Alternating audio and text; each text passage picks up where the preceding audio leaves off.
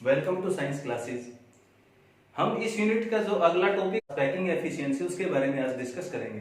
Packing efficiency क्या होता है? पैकिंग एफिशिएंसी से हम जैसे हमने पिछले वीडियो लेक्चर्स में डिस्कस किया था कि किसी भी यूनिट सेल के अंदर जब एटम्स का अरेंजमेंट होता है तो उसके अंदर थोड़ा बहुत स्पेस अनऑक्युपाइड रह जाता है। मतलब किसी भी यूनिट सेल में जब हमने एटम्स का अरेंजमेंट किया था तो हमारे पास एक टर्म आई थी वॉइड्स। इट मींस कि हमारे पास जो टोटल वॉल्यूम था, टोटल वॉल्यूम एटम से या जो भी कॉन्स्टिट्यूएंट पार्टिकल हमने लिया है उससे कवर अप नहीं होता है, उसके बीच थोड़ा बहुत स्पेस अनऑक्युपाइड रह जाता है। तो इसमें हम जो डिस्कस करते हैं कि किसी भी यूनिट सेल का पूरा वॉल्यूम ऑक्युपाइड नहीं होता, उसका कुछ पोर्शन अनऑक्युपाइड रह जाता है। पैकिंग एफिशिएंसी में हम यही डिस्कस करेंगे कि टोटल स्पेस में से कितना स्पेस हमने ऑक्युपाई कर लिया है या टोटल जो स्पेस हमारे पास दिया हुआ है उसमें से कितना स्पेस कॉन्स्टिट्यूएंट पार्टिकल्स ने ऑक्युपाई कर लिया है। ये होता है किसी भी यूनिट सेल की packing. Packing efficiency total space का कितना परसेंट पोर्शन कॉन्स्टिट्यूएंट पार्टिकल्स ने ऑक्युपाई कर लिया है वो उसकी पैकिंग एफिशिएंसी कहलाती है। अब हमारे पास जो यूनिट सेल्स हमने डिस्कस किए थे उन यूनिट सेल्स में तीन तरह की कंडीशंस आई थी, primitive, face centred cubic and body centred cubic.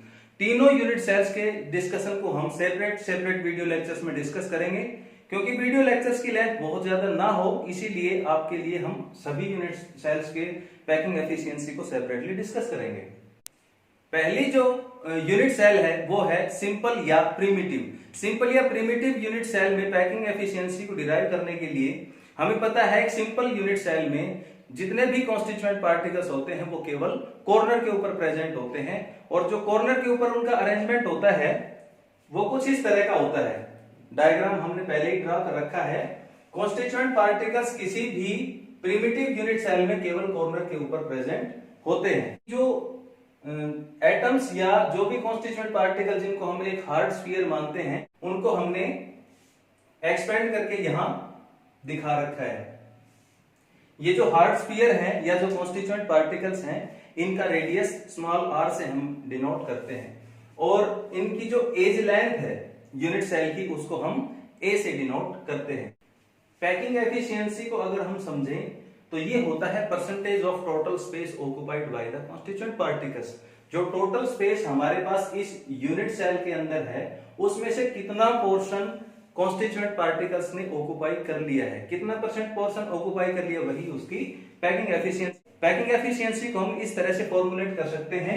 तो पैकिंग एफिशिएंसी हमारी होती है space occupied by the spheres divided by total volume of the unit cell multiplied by 100। यहां हमने जो स्फीयर लिखा है वो कॉन्स्टिट्यूएंट पार्टिकल्स के लिए ही लिखा है। कॉन्स्टिट्यूएंट पार्टिकल्स हमारे पास एटम्स भी हो सकते हैं, आयंस भी हो सकते हैं और मॉलिक्यूल्स भी होते हैं, लेकिन हम उनको जनरली हार्ड स्फीयर मानते हैं कि कोई भी कॉन्स्टिट्यूएंट पार्टिकल हमने ले रखा है वो स्फेरिकल शेप का है और उनका अरेंजमेंट पैटर्न सबसे पहले हम डिस्कस कर रहे हैं यहाँ primitive unit cell. Edge length हमने यहाँ मेंशन कर रखी है a। यहाँ दोनों के दोनों जो हार्ड स्फीयर हैं वो बिल्कुल एक दूसरे से टच करते हुए हैं। तो जो a आता है हमारे पास a is equal to 2r।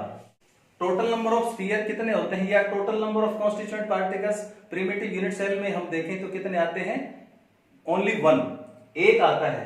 Total volume of unit cell, किसी भी क्यूब का वॉल्यूम यदि आप निकालते हैं वो आता है a क्यूब।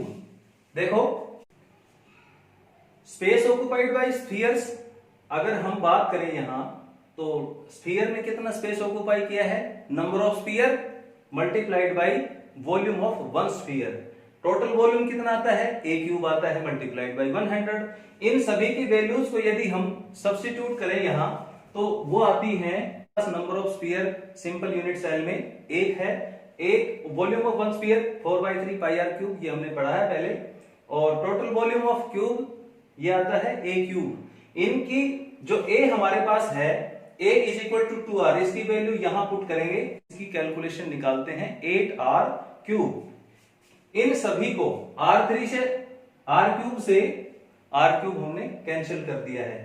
इन सभी की कैलकुलेशन यदि आप निकालेंगे पाई की वैल्यू 22/7 पुट करते हैं और जब इनकी वैल्यू हम निकालेंगे तो ये आती है 50 52.4%। ये था पैकिंग एफिशिएंसी। दूसरी एक टर्म आती है पैकिंग फ्रैक्शन। क्या होता है? अगर आप ऑक्युपाइड स्पेस की परसेंटेज ना निकाल के अगर सीधा फ्रैक्शन निकालते हैं तो उसको हम पैकिंग फ्रैक्शन कहते हैं। यहां हमारे पास जो पैकिंग एफिशिएंसी 52.4 आई है, इसका पैकिंग फ्रैक्शन यदि आप निकालेंगे तो वो आता है 0.524। अगर एग्जाम्स में पैकिंग एफिशिएंसी पूछी जाती है तो आप परसेंटेज स्पेस ऑक्युपाइड को कैलकुलेट करेंगे। यदि आपके पैकिंग फ्रैक्शन का क्वेश्चन आता है तो आप इसको परसेंटेज ना निकाल के सीधा फ्रैक्शन में ही डिनोट करेंगे। प्रिमिटिव की कैलकुलेशन आती है पैकिंग एफिशिएंसी 52.4। दूसरा क्वेश्चन इसी के साथ होता है कि जो भी हमने एटम्स इसके अंदर लिए हैं उनका कोऑर्डिनेशन नंबर कितना आता है। कोऑर्डिनेशन नंबर क्या होता है? एक स्फीयर से उसके एडजेसेंट पोजीशन पे कितने दूसरे स्फीयर अटैच हैं, वो उसका कोऑर्डिनेशन नंबर होता है। अगर हम इस एटम की बात करें तो इसके साथ कितने दूसरे एटम्स अटैच हैं या कितने दूसरे कॉन्स्टिट्यूएंट पार्टिकल्स अटैच हैं, या सिंपली आप ये कहें जो हमने स्फीयर लिया है उसके साथ दूसरे कितने स्फीयर अटैच हैं। इसको कैसे समझेंगे? ये देखो, एक तो ये अटैच है डायरेक्टली, दूसरा ये है, तीसरा ये है। तीन तो हमें इस डायग्राम में दिखाई दे रहे हैं। चौथा कि अगर इसकी ऊपर जाती है एज, एक इधर और लास्ट आता है अबोव द प्लेन।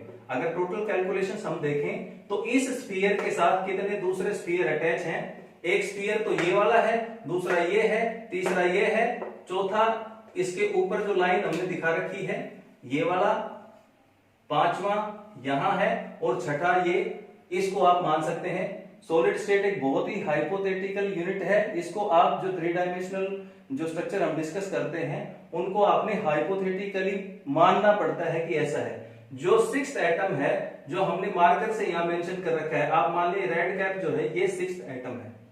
तो कोऑर्डिनेशन की बात आती, जो सिंपल यूनिट सेल है हमारे पास उसका कोऑर्डिनेशन नंबर होता है 6।